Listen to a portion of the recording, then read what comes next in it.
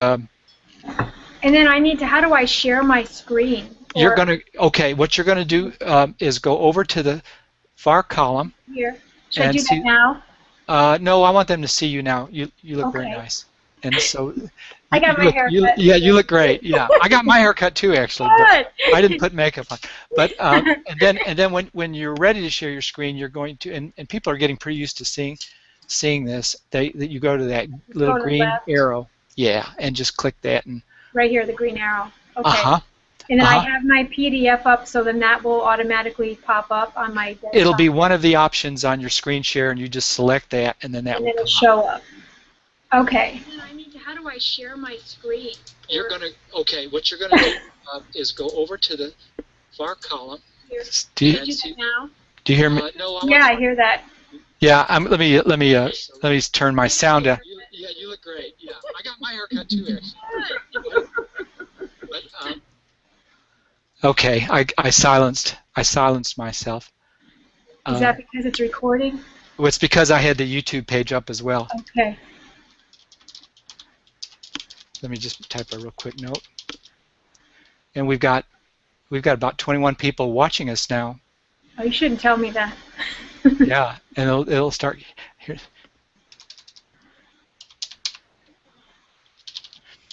Are we live right now? We are. We're live right now, and I'm typing something in real quick, and then we'll say hello, and I'll say hello. Okay, hi everybody. I'm Mark Mitchell with the Make Your Splashes, Make Your Marks online learning group, and I am delighted to have Kathy Urich with us tonight. Kathy, I'm going to put you up on the screen so you can say hello to everybody. There's Kathy. Hi, everyone. Kathy Urich is up in Nebraska. Have you got snow on the ground right now? Not yet. We're expecting snow maybe tonight. Maybe tonight. Oh, yeah. How exciting. Okay. Well, we're supposed to get cold tonight again, but we had a beautiful sunny day today. So let me introduce you guys to Kathy, and let me also acquaint you on the YouTube page where you're watching. If once you start the video on the YouTube page, there's a little box to the right where you can leave a comment, and I'll try to monitor those, and we'll get your questions to Kathy tonight, so you can kind of interact with her a little bit. She's ready to take your questions. We can interrupt, or she might have little stopping points in her fun. She's got a real fun presentation for us, and she might take a little stopping points, and we can shoot some questions at her if it seems right. We'll sort of feel our way through, but this is very informal, and so just make yourselves at home. Get a snack. You can eat during one of these things. There's no rules against eating. Let me just give you a little background on Kathy. Kathy is an accomplished watercolorist with a BA in studio art graphic design that she got from the University of Nebraska at Omaha, and she does all kinds of things with her watercolor. Her creations range from fun and whimsical designs for children in the gift market to fine art watercolor portraiture. She's comfortable with both traditional mediums and Adobe Creative Suite. Part of the fun of her job is being able to combine both in her work, she says. So, Kathy, I am going to kind of hand things over to you, and I'll just monitor the questions from this point on. Okay. And what do you want to go ahead and share my screen? Share your screen, and we'll just get started. We are recording this, guys, and the video replay will be up on this same page as soon as our live broadcast is finished. I think it takes about 5 minutes to process the video. Okay. We see it. We can see it good. Okay. So, again, my name is Kathy Urich, and I am an artist and illustrator, and I'm in Omaha, Nebraska. And just to give you a little bit of background about myself, as far as my art goes, I had first a fine art background. I would say self-taught. Most people would refer to my experience as self-taught, but I actually had a really solid high school art program, and then I did a lot of self-study. Then I went to workshops, and so not completely self-taught. I kind of want to give all the people I learned from some credit. But I did go back to school a couple of years ago, and about the same time, in 2010 is when I enrolled in Mark's course on how to be a children's book illustrator. So I hadn't been doing art as my career, but I had been working towards that, where I finally made the decision to do what I wanted, to go after my dream. My dream was always to be a working artist. Just a little bit about my story. So it took me about 20 years until I finally really started pursuing that dream that I'd had. I chickened out on art school. I think the cost was scary, and worrying about how I was going to make a living as a painter. And I joined the Air Force, and that's actually how I ended up here in Omaha, Nebraska. I grew up in Massachusetts. I thought that I was going to be a graphic designer in the Air Force, but that didn't work out. So I didn't do art for about 10 years. And then in the mid-90s, I started getting that yearning to be creative again. And it was kind of a slow and painful process. I did little things. I would buy some, I bought a watercolor book, and I would paint on and off. And then some of the things that I did to try to start getting back into it was joining a local art club and meeting some people and going to life drawing classes. In 2001, I decided to do a public project here in Omaha, which if you had told me everything that was going to be involved for that public project, I would have probably not even tried to do it because it was too scary. But because I didn't know everything that I was going to do, I ended up kind of eating it in bite-sized chunks. And so, I was pretty pleased when that was finished, that I'd actually done this. I don't know, different cities. Our public project was called J. Doe, and they were these large statues of. They weren't male or female. They were just these large figures that people painted. And I know a lot of different cities did similar kinds of fiberglass sculptures. Anyway.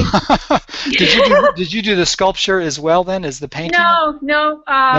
The sculptures were provided, and then and then companies. We painted maquettes, which were the little dummies. They were about 12 inches tall. Uh-huh. We created designs on those, and then we had a big open house where different companies could come.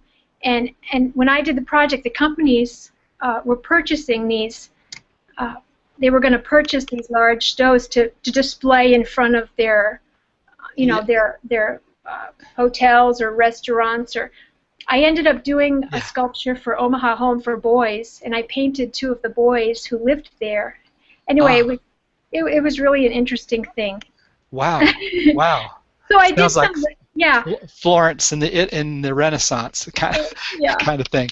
Okay. So I did a lot of little things, and leading up to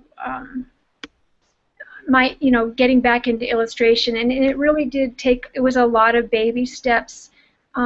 So in the mid-2000s is really when I started finally doing my art on a regular basis.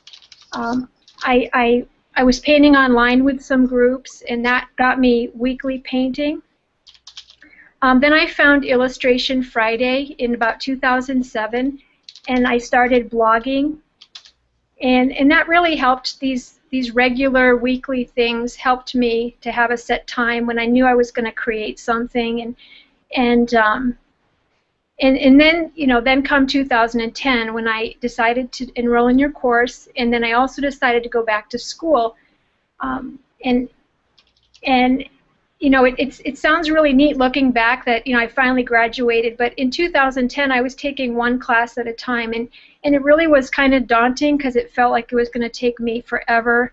How was I ever going to finish? And my husband always said, well, if you don't do it now, in a year you're going to wish you had, because you'd have, a couple classes under your belt. So things worked out really well for me, just to keep plugging along. And if anything, if I can encourage anyone just to keep persevering, because 3 years ago I was working part-time as a secretary, and and just not really happy with what I was doing, and so that's just some encouragement I'd like to That's share. wonderful encouragement.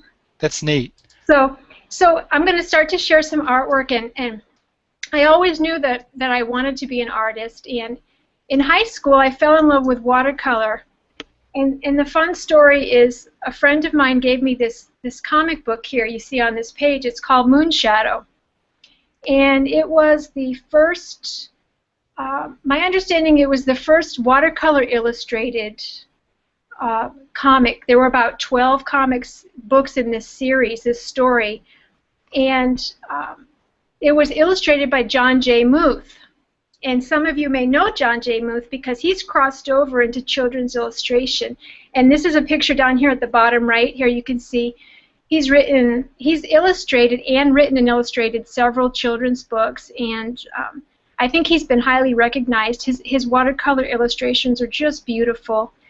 And you know, I knew back in the 80s when I saw that first comic book that he was, you know, really extraordinary. He's just a fabulous watercolorist. So that he really is his work was really encouraging to me, and I wanted to be like him. I'm not, but I love his work. Yeah, it's really unusual for a comic book to have that look, particularly back then. Is that based on the Cat Stevens song, or what was that No, series? you know, honestly, I have to confess, I have all of the comic books, but I've not ever finished reading the story because it's a little weird. You just look at the pictures. I looked at all the pictures. Yeah, the pictures are beautiful. Yeah. So the next couple, this is just some of my fine art. This is a painting I did with a group on wet canvas. This is a website that I highly recommend because it's just full of every medium. They have all different forums. It's called wetcanvas.com. And you can just go in, and it's a social thing, and you can just do art and share art and you know, get what you want out of it. What I got was a consistent painting habit from painting with a group every week, and just getting to know some other artists on there. And it was a really safe place to just kind of, you know, paint and kind of share your what you were working on. And so. This is a portrait of my friend Dave.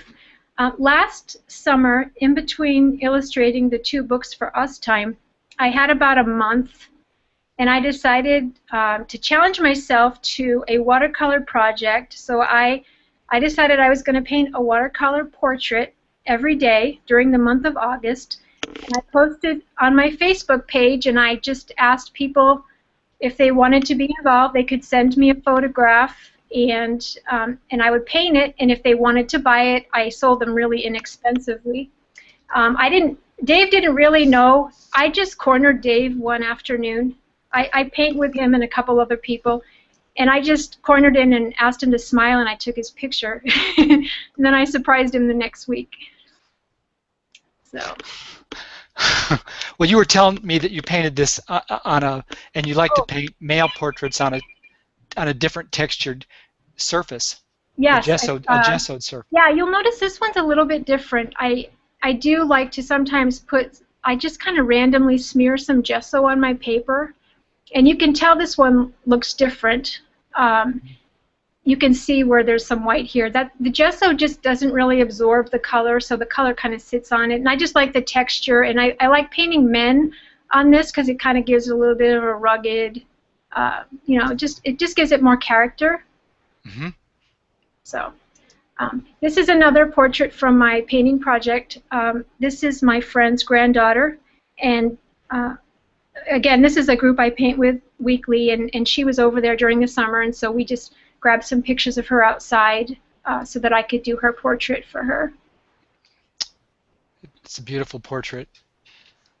That's the one I used to tell the world about your workshop tonight, because I just think it's such a great child's portrait.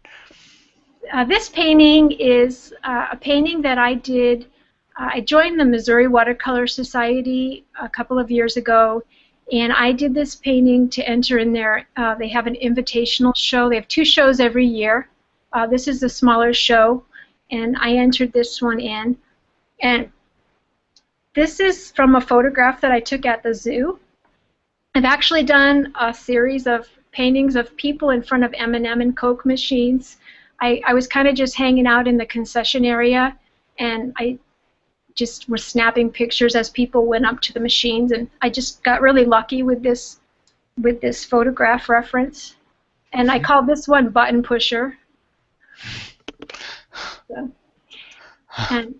and then this is a painting of my son I did for the Missouri Watercolor Society's national show in 2011. This was in their show in 2011. So we've got about guys, if you're not seeing the images yet, we've got a little bit of a delay time between what she's talking about and what you're seeing. Okay. We still got the M&M screen up. Oh, do you? Yeah. Okay. But it'll change over in just a second. You're getting a lot of nice comments. Okay. About how gorgeous that is.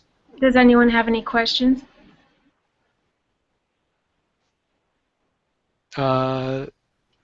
Let's see, I'm just making sure I'm not missing a question. If you're having trouble seeing the videos, click the refresh button. Always seems to help.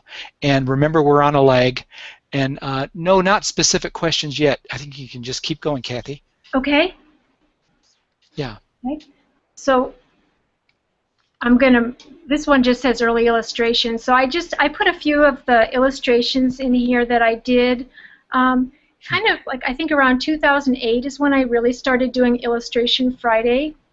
And so I was switching over from fine art, and it's been a challenge for me to switch over from using a lot of reference and doing a fine art piece versus creating something, an illustrated piece, and learning how to draw more from my imagination.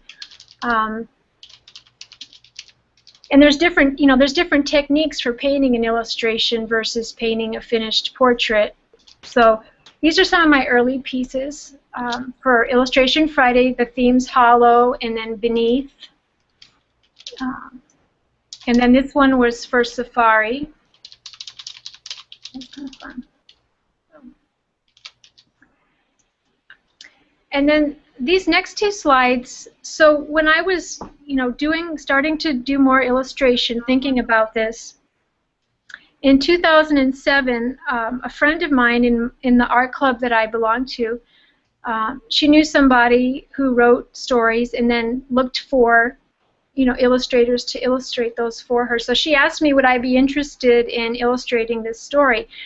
And I said yes, because I thought, well, this would be kind of a neat way for me to get some experience. I didn't really, I hadn't really done my own book dummy yet. I'd kind of just done single illustrations, and I thought this would be a way for me to commit to a project and kind of keep me on track and get this, get this story finished. So, and I didn't get paid anything for this book. We had a contract. It was based on royalties, but because this was kind of self-published. She had a publisher, but it was up to her to market the story. And so I don't think she's really sold very many because I haven't seen any royalties. But I kind of knew that, and I figured I'd be, this would be some portfolio material for me too, and to get my feet wet and doing some illustration. And so when I was about halfway through this story, somebody else I knew found out that I was doing it and asked me, well, would I like to illustrate another friend's story? So, kind of same situation. I think this happens. I've had other people ask me too. So this other gal, she'd written this story and had written it a while, had it for a few years and hadn't found anyone to illustrate it for her. So I again went into this knowing that I probably wasn't going to make any money doing this deal, but I used it again as another opportunity to get some practice. And so this, and they're both niche books. They both kind of had religious themes, and so they were just trying to market them through their churches basically. So, but so anyway, so. You are getting some comments. Mm-hmm. Sea Serpents says wonderful pictures. Kathy, Cheryl, who's in Australia, she says, loving your work, Kathy. And then Laura Ann is asking about your skin tone color mixes. And I know you're going to talk about that a little tonight, but you get to decide when you want to. Skin tone color mixes? Yeah, skin tone color mixes. Different ones. My favorite one, as far as for like Caucasian people, the one I go to all the time for Caucasian people would be New Gamboge and Alizarin Crimson. Okay. Really, if you play around, a lot of yellows and reds will work for fair-skinned people. I use Permanent Rose with New Gamboge sometimes, or you can use cadmium yellow. Anyway. Reds and yellows for Caucasian. Yeah.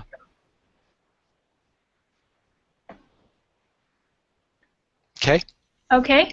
So last spring, as I was getting ready to finish my degree, and I had been going to school full time,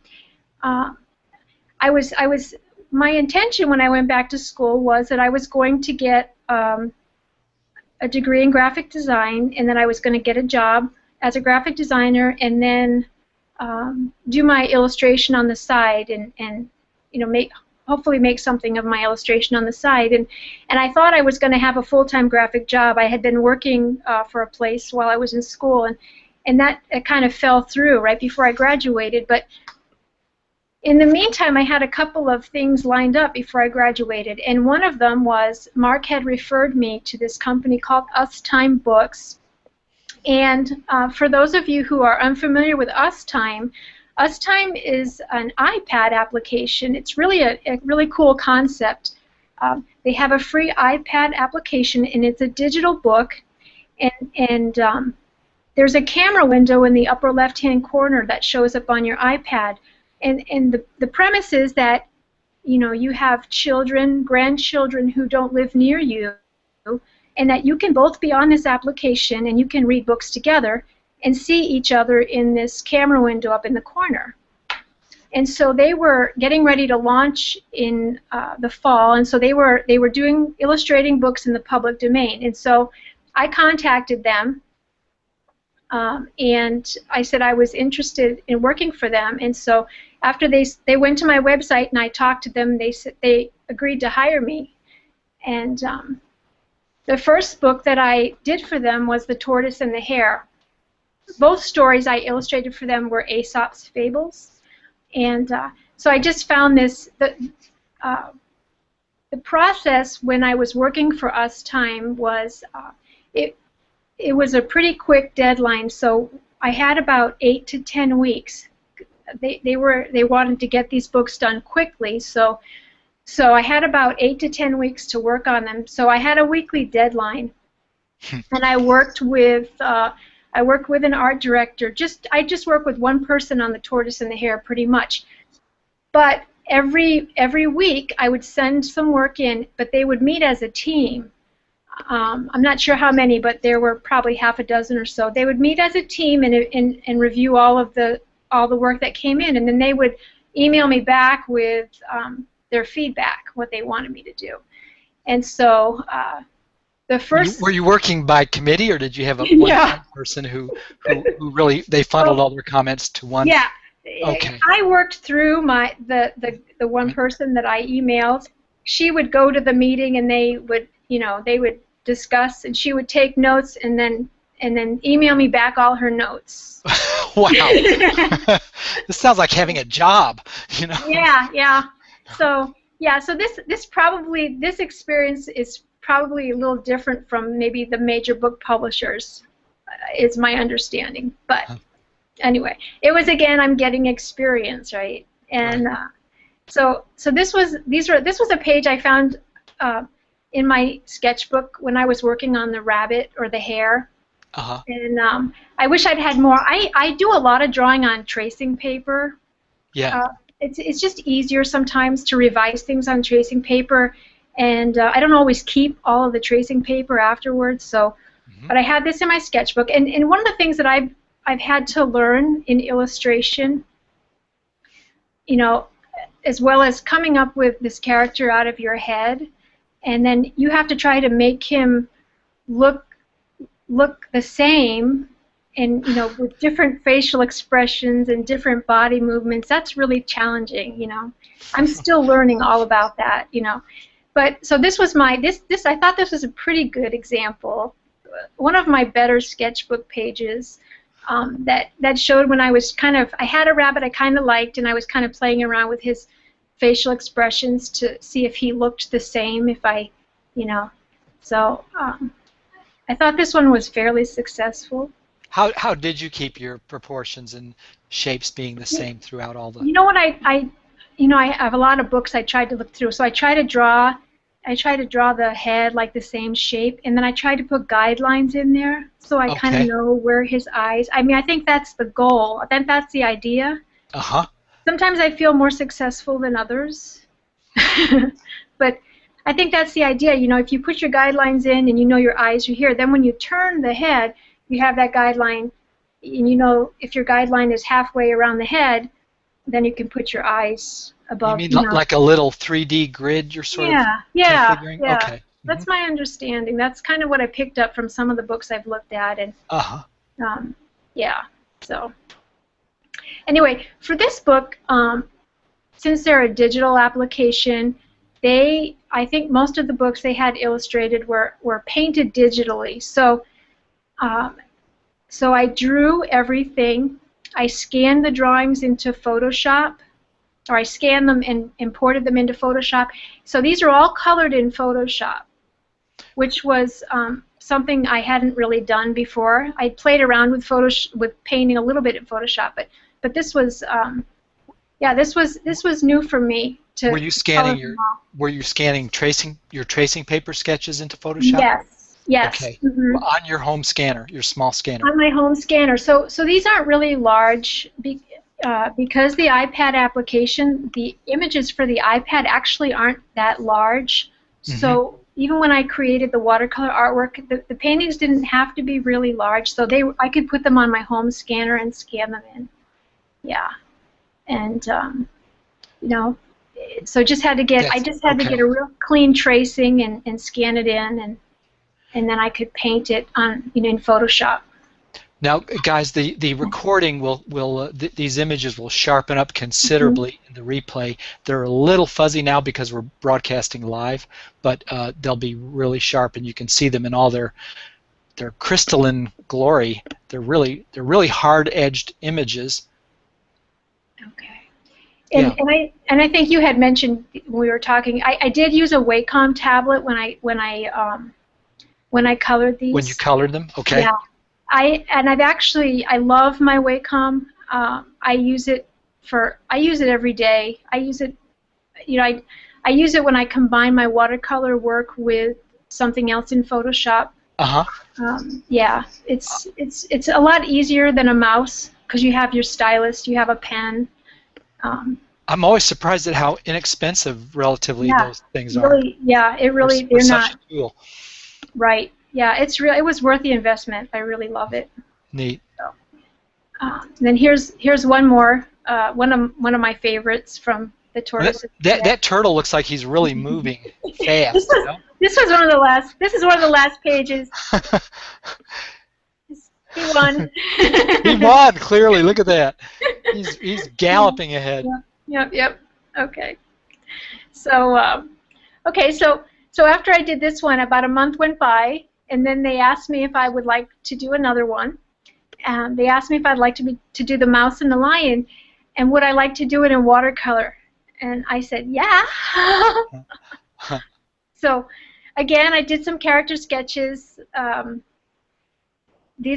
I did a lot of my lion character sketches. I think I did a lot of them on tracing paper, and I didn't keep them. I'm sorry, but I found this in my sketchbook, and so again, I was trying to just play around with keeping the lion, trying to make him look the same with the different facial expressions, and yeah. Stay on that for just a second on that page. Yeah. So we can catch up with you. We're one page behind. Okay. And just keep talking about those. Oh, there they are. I'm seeing them now. Yeah. Are you guys seeing the lions? So, yeah. I did a lot, and I did a lot of drawings of lions. I started out just pulling up real lions on, like I go to Pinterest or just, any of the stock photography sites or just Mhm. Google, and I just did a lot of real lion sketches at first, and Mhm. then I kind of played around with how I wanted to, cartoon him, make him like a cartoon, and this isn't how he ended up looking. He's kind of mean in this one. I started thinking I needed him to be a little bit friendlier because little kids are going to be reading this book, and so. Mm. Yeah. And, Good point. and when I sent some of my designs in, they thought some of them looked too realistic. So then I had That was the critique you got from the art one of director. the weeks, yeah, it was too Uh, realistic. hmm. So I had to go back to the drawing board. Huh. And yeah, anyway, this is really a good example. This is what the app kind of looks like when you pull it up on the iPad. This is without color. So you see there's a camera window up here. And so Stay this there. is, Stay there. Keep talking, but don't change the okay, slides. We'll sure. we'll be So, behind you. so, so this is how this book works. So, you pull it up on your iPad and there'd be a camera window in the corner that you can see the other person, probably a child. Yeah. And then you can read the story together, and so this was one of the, once my drawings were approved, it's an outline, and they also had me lay out all the text. Of course, they'd come back if they didn't like it, they would say something, but they gave me the template that I put in Photoshop, and then I put my artwork in there, Okay. and the And text. set Now, your text. what was different about this book was that I was doing these in watercolor, so it was almost a little extra work. So I put these outlines for them and sent them, but then I was actually starting over on watercolor paper, transferring my drawing to the watercolor paper to actually paint it. So it was different from the first book where I just colored it in Photoshop. Okay. So what happened to these line drawings that I you? just actually then I put those on my light table and I traced them onto my That was your watercolor. blueprint for your Yeah, actual yeah. painting. Okay. And Kathy, the line did you do that with the Wacom tablet in No, Photoshop, or was that I haven't figured out how to draw really well with the Wacom. you just like it for painting? Okay. Yeah, and just when I'm manipulating designs in Photoshop, I really like to use it. Is But that a pencil line we're looking at on the yeah, line? that's a pencil line. Just the pencil. Okay. Yep. The Yep. pencil line. Yeah. Okay. All right. Right. Yep. Okay. So Cool. here's that same image. I pulled this into Photoshop and I was just playing around with the value before I started painting it. Okay. So and That's kind of neat, isn't it? That looks like a yeah. New Yorker cartoon or something. Yeah. Yep. And then here's some of the paintings that were in progress. You can see I painted them on pretty small sheets of paper.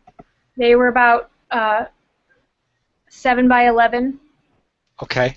7 by 11. That is small. Yeah, which is about 1/8 of a watercolor sheet. If You cut sure it have a up. lot of jars of cover white open on the table. Were you were you making lots of repairs? I don't know. Anyway, yeah. So and I didn't stretch these. I was telling Mark the other day when I work small on watercolors, I often don't stretch my paper. Sometimes I'll tape it down to a board. What I ended up doing with all of these little paintings that I did, though, because they had enough warp in them that when I put them on the scanner, it would blur, I ended up spraying the backs with water and putting them under glass in a heavy book and letting them dry so they'd flatten out enough so that I could put them on my scanner. So, yeah. Interesting. Did you discover that method yourself on your own? That's a pretty good little trick. I had known about it in the past. Okay. Yeah, it works really well. It doesn't matter what size it is. Yeah. So here's some of the finished paintings. Here's the mouse. These are about 7 by 11 size. Mm-hmm. Right. Yep. Guys, is this? Do any of you have questions for Kathy up to this point? She's covering a lot of process ground here for you. Any confusing things?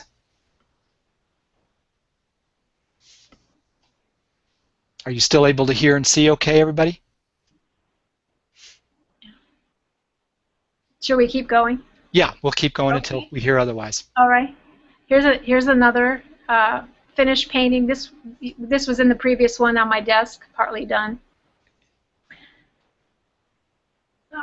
And what they wanted with this story was they wanted a real intimate story, so it was really a lot of mouse and lion close up. So they didn't have me put a lot of background in. The first page of the story I did put more landscape in, but they were just looking for a real kind of close up. Okay. With wow. this story. Almost like a child's point of view. Yeah, yeah, real close up. That's so cute. Here's the mouse. So in this story, the mouse is a female mouse, and after she escapes from the lion, she goes back to her mouse pups, and it was really fun to paint the mouse pups. To draw them. How did you get the reference for the mouse pup? I googled like baby mice or something, and up they came. I found, yeah, they're really cute. I mean, well, they're kind of hairless, but they have all these really cute little expressions on their face, and so I just kind of turned them into little cartoon versions of, yawning and stretching. Yeah. And the wonderful pose of the beleaguered mom. Mother. Where did that come from? That's so theatrical. It's so that luckily perfect. came out of my head. Luckily. It's very effective. Feels very natural. The haggard mom. Yeah, definitely the haggard, beleaguered mom. Mhm. Yeah. It's great. Okay. And here's a lion caught in a net.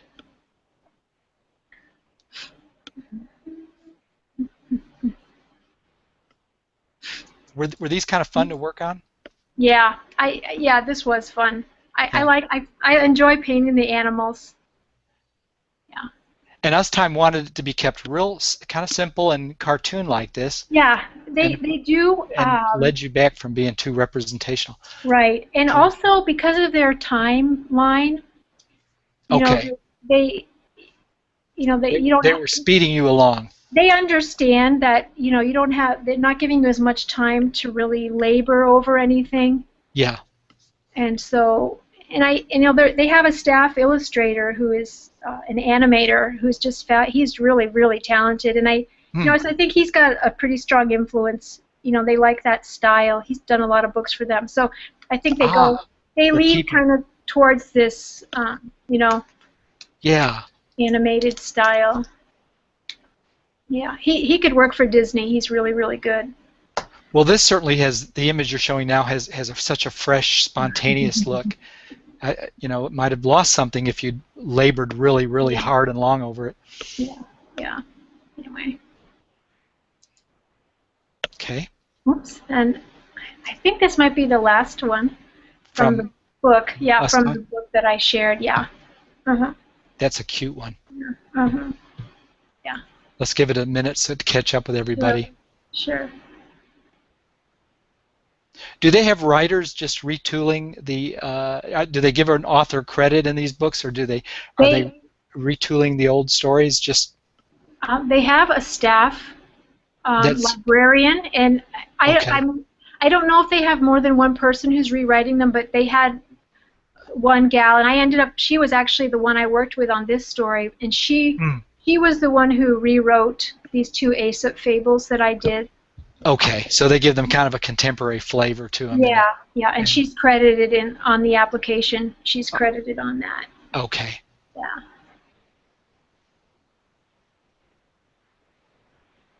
Does everybody see the lion doing the downward dog yoga position?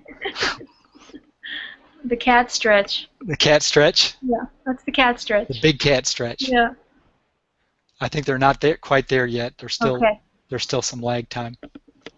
let me refresh the screen. If you guys are having troubles with frozen screens, just try refreshing your browser screen, seeing if that helps a little bit. Yeah, I refreshed and the cat stretch came right up. Does everybody see the? Oh, that's me again. Lion? That's my recording. Okay, so okay, now some questions are coming in, Kathy. Okay. So J.A. McTavish is asking, so that was just a size choice that you made, Kathy, or did the images need to be around 7 by 11? Were they giving you those parameters? Well, they gave me this template. You see this template on the screen? That's that perimeter, that black line? Okay. Yeah. And so when I opened it up in Photoshop, it really was pretty small, the actual size. It was it was like about 6 inches by 4 inches. Wow. So I just made sure that my artwork was a little bit bigger than that template. And so if you scan the, you know, and I'm learning this, so I make all of the artwork just a little bit bigger than what it needs to be. Mm-hmm. You know, then it can be scanned, and then, you know, you can, then you don't lose any resolution when you just kind of, when they shrink it down a little bit, if it's a little bit bigger. Okay. Then it works. It's when, you know, if you make something 7 by 11, but it has to be 10 by 14, you're going to lose a resolution. Yeah. As you Things try tend to enlarge it. Yeah. Yeah, and the artwork tends to tighten up nicely when it's reduced, and so smaller. Yeah. Yeah. So. Yeah. Let's see. There was J.A. was asking again. Are they then saved at 72 pixels per inch, or how did you No, save them and send them files? These were saved at 300. Okay, 300 DPI. PPI or DPI. Mm-hmm. Yeah. What I did was, so this is a layered file in Photoshop, if you're familiar with Photoshop. Okay. And so I sent them the fully layered file, which actually was this template here, my artwork and the text. And then you know, they do what they need to do when they put it in their application. Okay, they can break apart all those layers, right? Yeah. Yeah. Okay, I think that catches us up, and they're all seeing you and hearing you just great. And the images are looking really good on the YouTube page, so yeah. We're getting towards the end. So I just, Mark asked me to share a little bit about some of the other projects. I mentioned that when I finished school last spring, and just I didn't need to have my degree for what I'm doing right now. I did it because it was something that I just had always wanted and I hadn't finished, and you know, I think it helped my confidence a little bit that I finally finished that degree. But really, for all of these projects, I didn't have to have a degree to be able to do any of this illustration. Well, you've been taking lots of classes and working with illustration all years. Is that what you mean? You didn't? Yeah, yeah. As far as art goes, you know, there's so many. There's so many online things. The thing I learned by going to school, because I was doing graphic design, was I learned how to use Photoshop and Illustrator, and that it kind of forced me to learn those. I use a lot of Photoshop now. I don't use Illustrator so much as I did in school. I use InDesign a little bit for putting things together, but I use Photoshop a lot in my design, some of my design work. But when I graduated last spring, so I had a few jobs. While I was looking for a graphic design job, I found an ad for from a scrapbook paper company. It's in a town next to me, and they were looking for freelance designers. And so I went ahead and responded to their ad, and they hired me.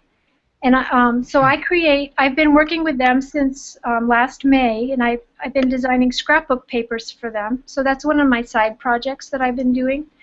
And here's some examples. And these are really good examples of designs that I'm doing, a combination of watercolor and Photoshop. So I come up with artwork, I come up with ideas, and I paint all these little pieces of clip art, with watercolor, and then I scan them into my computer, and then I play around with them in Photoshop, and I add different layers, and I add different textures, and it just kind of play around till I get something that I like. They just came up on our screen, I think. Yeah. And what size what size did you bring into Photoshop? These scrapbook papers? For the, yeah. These scrapbook papers are 12 inches by 12 inches. Oh, they're bigger than okay. Yeah, that's a standard size for scrapbook papers. And these are the papers that people are going to actually mount their photos right on? Yes. Okay. And okay. And yeah, these are really fun projects. I'm finishing up my 6th set of papers for them right now. They're in progress. I'm working with them, but yeah, I guess this is an example of other types of illustration. I'm always curious about what kind of illustration jobs are out there. I like to see what other illustrators are working on. Not necessarily just children's illustration, but is that how you stay inspired visually? To look at other people's stuff. Art, yeah. Yeah, I think so. Yeah. Sometimes sometimes I get a little bit bummed out because I want to be like them. because I wish I created what they created, but it's kind of fun to see all the different kinds of things, so many different kinds of things that people do, and yeah, I do like to. There's certain you have your favorites that you like to go back and look at and just kind of ooh and ah over their pictures, and I copy stuff too, not for personal learning. Well, the really great artists steal. Yeah, well. Well, if I steal anything, that was always a tacky quote. I never liked it. Yeah. If I really like something, and I learn better. You learn better if you copy, and so sometimes I think I need to copy more. But. Cheryl is saying from Australia is saying, I love these, Kathy. I'm going to try Photoshop now just for fun. And you do have some questions that I didn't catch at first. Let me just throw a few of those at you. Sea Serpent was asking, what kind of camera do you use when you're taking reference photos? Oh, I use my iPhone. Or photographing your artwork, but you're scanning these pieces. You're not. Yeah, I scan, or I just use my iPhone. iPhone for camera. Yeah, if I have a large piece of artwork, I take, and I don't take it to the scanner. About early morning, about mid-morning. If I put it in this is funny. I open my front door and I put it in the entryway, and usually the light is diffused enough, and I can just stand over it with my iPhone. I can usually get a pretty good. I get a good enough photograph to put online. Yeah, I know, it's amazing what they do. Yeah, what digital photography generally does. Let's see. Charlene is asking, do you have a Wacom size that you recommend or that you prefer? I think I've got the 4 something. If you look, it's I've got the Intuos 4. Intuos 4. It's that's highly recommended. They're not big. Yeah, they're not big. It's about 12 inches by 8 inches, and that was recommended. When I looked online to see what people recommended, this one gets a lot of praise, and really not that expensive, and I really like it a lot. We're using Wacoms we're supposed to be using Wacoms in Wendy's Illustrator course, and she loves her Wacom too. Yeah. I do. Charlotte's saying, Kathy, you are so talented and inspiring.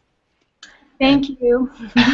Cheryl says, remembering the layers in Photoshop, it throws me a bit. I think it throws everybody. Cheryl, when I first started doing Photoshop, I just wanted to just scream most of the time. That's encouraging. What happened was when I started my graphic design classes, we used Illustrator for everything. And it was only about a year ago when I really started using Photoshop. I ended up buying a book to help me, which helped me a lot, because the language and the tools, everything in Photoshop works so much differently than Illustrator. It really does. Now they're going to ask you what book that was, so you're going to have to look at your book. I can tell you what it is. Okay. If you really want to know what it is. Yeah, they'll want to know what title. I'll type it in. I love this book. Is good, and it's called Layers. That's it? Yeah, and Yeah, it's called The Complete Guide to Photoshop's Most Powerful Layers, but basically the title is Layers, and it's by Matt Kloskowski. Uh-oh. Yeah, I know. Okay. Kloskowski. S- He's a Start from the top with his last name one more time. I'm it's low tempted. KLOS KLOS KOW KOW SKI. SKI. You know what? And you know, there's so much you can do in Photoshop. So this book is about the layers, but this has been so helpful to me. And he's a really good teacher. This book is really, really easy. What's his first name? Matt. Matt. Okay. Yeah. And yeah. Is that Anyway, a Watson Guptill book, or is that? that is probably a Kelby. He works for. Let me see. He Creative Edge, Kelby Media. Scott Kelby is a Photoshop guru, and I think he must have a publishing. He's got a whole. Yes. Yeah. Okay. Okay. Book is about the layers, but this has been so helpful to me, and he's a really good teacher. This book is really, really. What's his first name? Oh. Matt. Oh. Okay. That's my recording. Every time I refresh the screen, it starts the replay. Aggie is saying, Will Terry explained it best. I love Photoshop. So yeah, Will Terry does have some really good Photoshop for Illustrator kinds of tutorials that he's always teaching. And Aggie says multiple layers are like watercolors in the sense of the layering. Yeah. Let's see, what else does she say? And normal, the normal, I don't know what that phrase means. Normal is more like gouache or oils. Normal is more like gouache or oils. If you don't use Photoshop layers. If you don't use the layers, okay. I actually after I did the tortoise and the hare, then I bought Will Terry's course on how to paint in Photoshop. Okay. Well, yeah. Do you know all the things you didn't know? It's really a good course, and I think he spends as much time on his paintings as he does on real paintings. But well, I've heard that. Yeah, that they just take a lot of time when you want to do them right, particularly when I have been watching quite a bit of Will Terry's videos on YouTube. He's really a good teacher, and he's very encouraging. Yeah, it is interesting the similarities with Photoshop and watercolor, though. That's one of the reasons why it's fun to have you on here, because you sort of see their similarities and you really like the fusion of those two. Yeah. And it's probably just the beginning for you in terms of what you're going to be exploring with. Yeah, I hope so. The blending the two mediums. Yeah. Let's see. Sea Serpent saying that is very true, that Photoshop and Illustrator are so different. I use both, but I especially like Illustrator because it's resolution independent. Yeah, that's what Wendy's been explaining to us in the class. Etta Jane Bechtel says, you have inspired me to use my Wacom. That's good. It has scared me, she says. Yeah. Okay, we're caught up. Let's keep going. This is wonderful. Okay. One of the other projects that I've really been really fortunate this last year.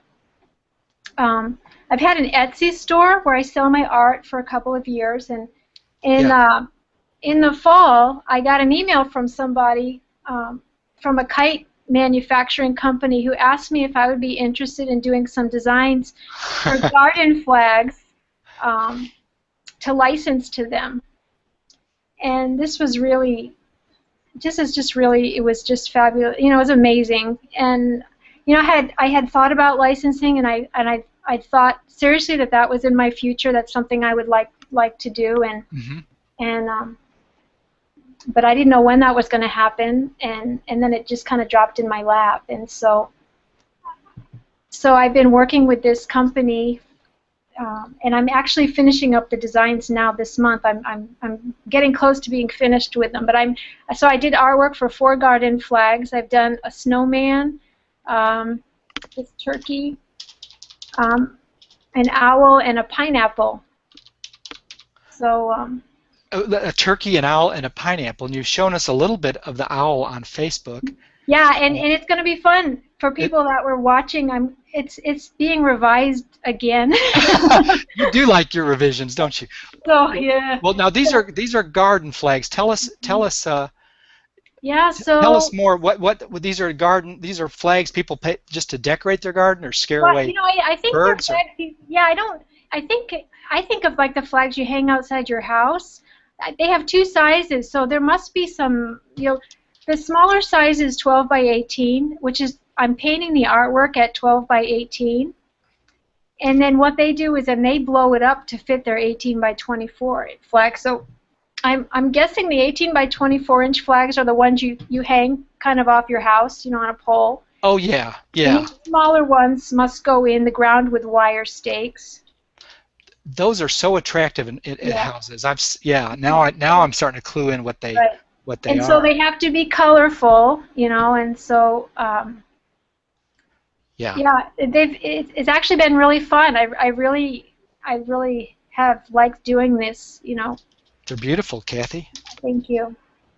And this is just kind of this is my small one. This isn't the final design here on the screen. You can, um, uh, and I'm painting this in pieces. I'm not painting the entire image on one sheet. You're collaging. You were Yeah, I explaining. kind of am. It kind of like I do scrapbook papers, and I think because just in case we need to manipulate things like the leaves, and so I painted the turkey on the log separately, and then I painted all the leaves separately. I painted the chipmunk separately, and I painted the pumpkin. So I'll scan everything in, and then I'll pull it all into Photoshop and kind of play around with it. Oh my gosh, that sounds Yeah. pretty blissful. It's kind of fun. Yeah, it's Yeah, really fun. The only drawback is if you wanted a finished painting, you don't have. it's in pieces, but you It's could, in paint. but this could still be a promotional piece for you. And you told me Oh that you yeah. keep the rights for these, Yeah. and that you These, just license them to the yeah, these company. images will be licensed, so I won't get any money for these for about a year and a half. These flags are for 2015. So, Sounds just like publishing. so I'll get a royalty in about a year and a half. It'll be a surprise. In the meantime, you can repurpose this Yeah, imagery. hopefully. Yeah, yeah, yeah, What gorgeous work! This could be will lend itself to cards and yeah. promotional pieces and illustration, children's book illustration, And, and your and so online portfolio. that's in licensing. I can license this as long as I don't license it to another garden flag company, a competitor. A I can competitor. I can license this for anything else. So I can license this on, yeah.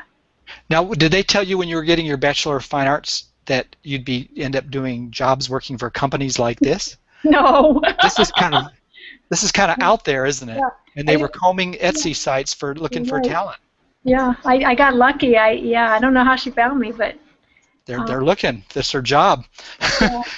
That's great. And I have to tell people if this encourages them. I'm kind of on the timid side as far as some of this has gone, and I've really kind of had to, baby steps. I've kind of had to step out of my shell and take some chances, and I'm getting ready. I'm getting ready this next couple of weeks to send out a big mailing. I'm getting my marketing list together, and getting ready. Yes. And I wanted to do the licensing, and it is a little bit scary, but now they've found me, and I'm doing it. So You are right in the middle of it. Yeah. I don't have any excuses now. I need to just find some other places to do this. So, but. Well, when I first started seeing your work, Kathy, you were doing. I think when I first got to know you, you were challenging yourself. It was during the fall to do a watercolor of pumpkin scenes every day, a month of pumpkin scenes, and Yeah. those So, they kept getting better and better and more eye popping and eye catching, and that could be a licensed series in itself. and that was in 2010, and that's right. That was the first time I started actually thinking that maybe I had some stuff that might be licensable. Yeah. Because I did Yeah. come up with some pumpkin, and I actually am putting those together right now in some collections. But yeah, when I started realizing that. And you, yeah. Excuse me. Go ahead. I'm sorry. Oh, I was going to say I started realizing that I really liked drawing that kind of artwork. some of those I kind of started feeling like the illustration was finally clicking a little bit more for me. Mm-hmm. There were some fun scenes. There was a lot of humor in a lot of the scenes, and a lot of kids, if I remember right, and just a wonderful feeling of fall, and sort of a nice blend of cartoon humorous, but also there's a heart, there's a sensitivity in it. Now, also, did you already mention this, Kathy, tonight? You were challenging yourself to do a month of serious portraits in watercolor this recently, weren't you? Did you mention that? A couple of the examples of my portraits were from that project last August. I did a portrait every day during August. And I posted those on my Facebook page, and I posted quite a few on my blog. I didn't keep up with my blog. I posted them in batches on my blog. But on my Facebook page, I posted every day a watercolor portrait during August.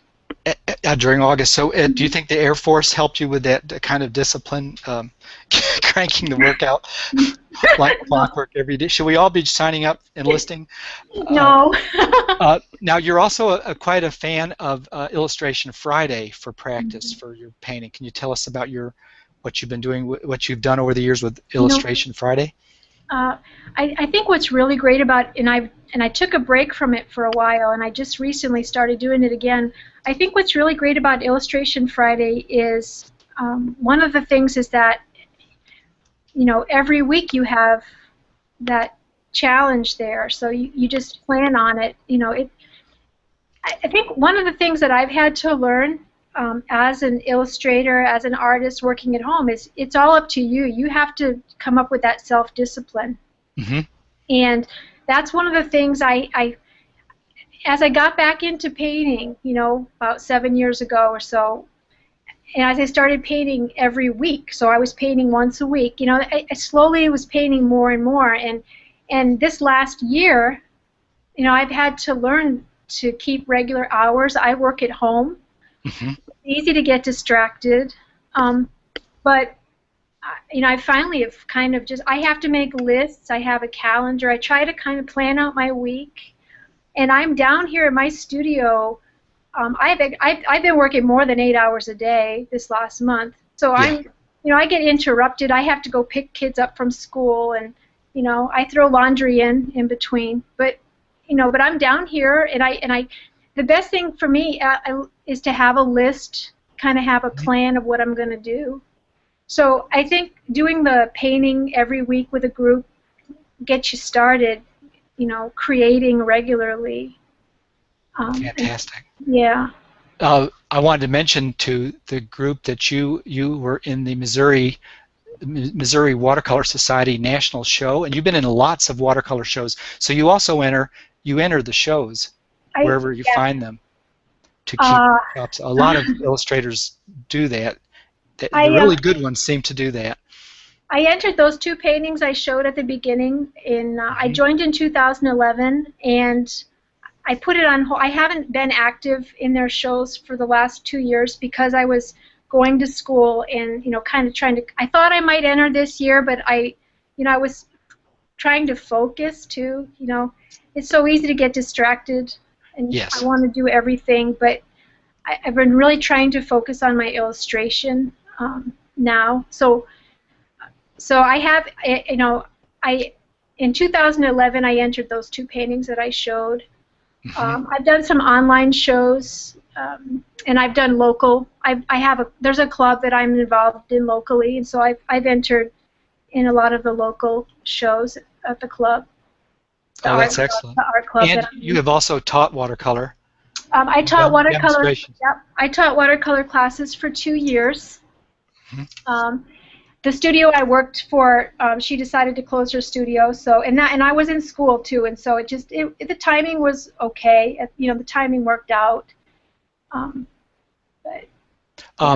Aggie Wilson is saying, get a decent printer and good inks, and you can sell your prints for these ones that you own the license to.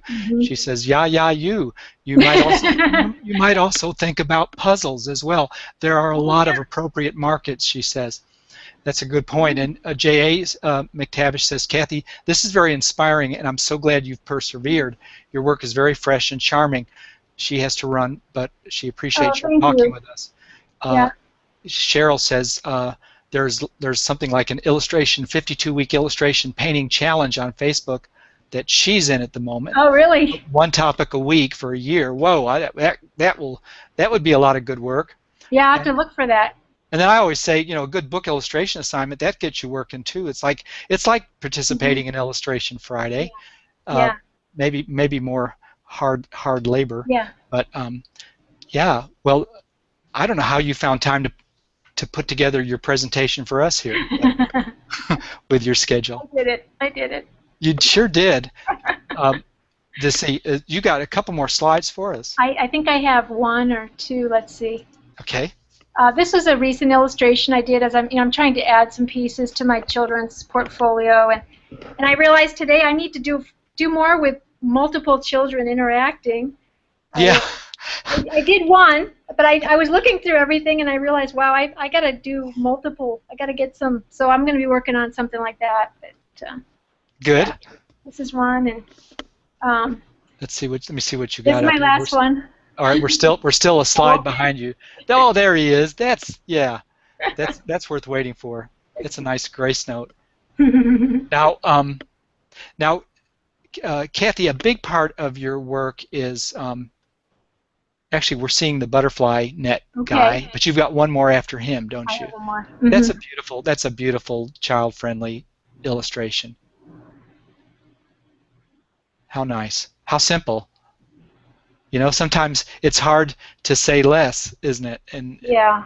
Do you have to tell yourself to say less sometimes? Oh yeah, definitely. Yeah. I keep trying to remind myself to simplify.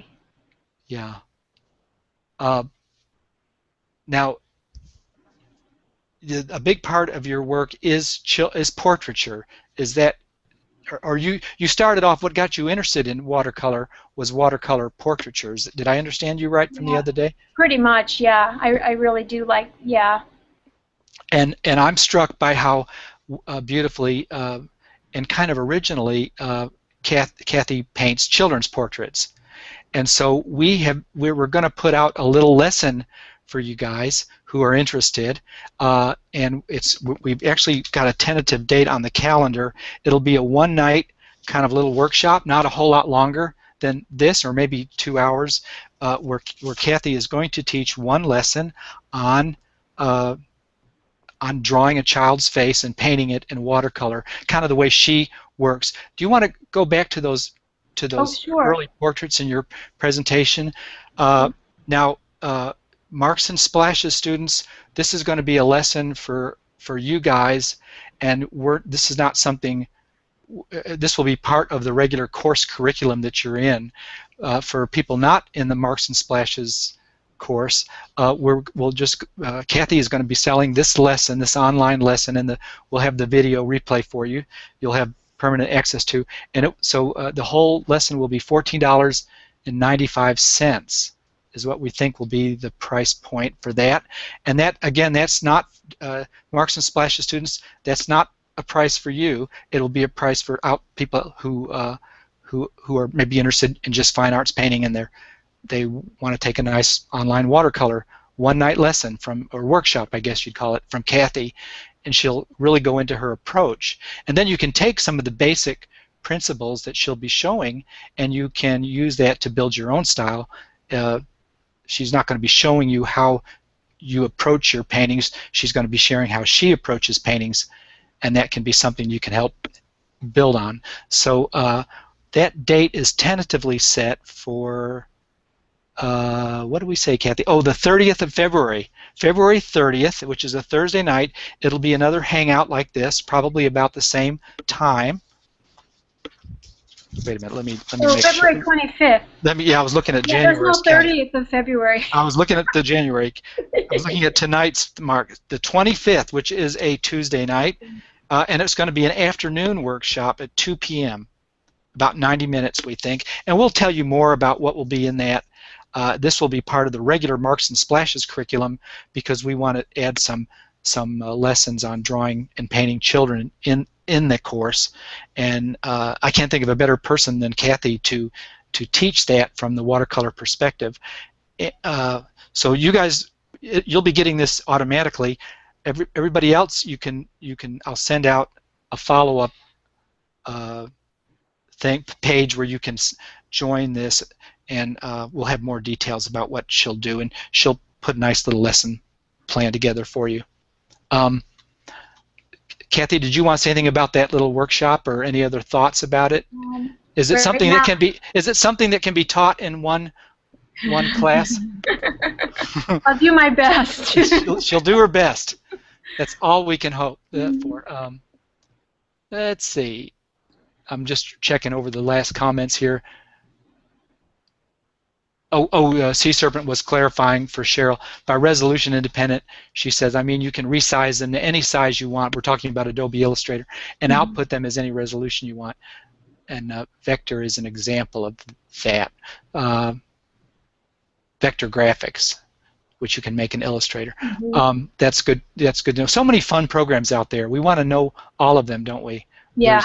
If we all need to have infinite lifespan so we can learn all this stuff. But I think we're Kathy, do you have anything to add? I think we're kind of wrapped up. Yeah.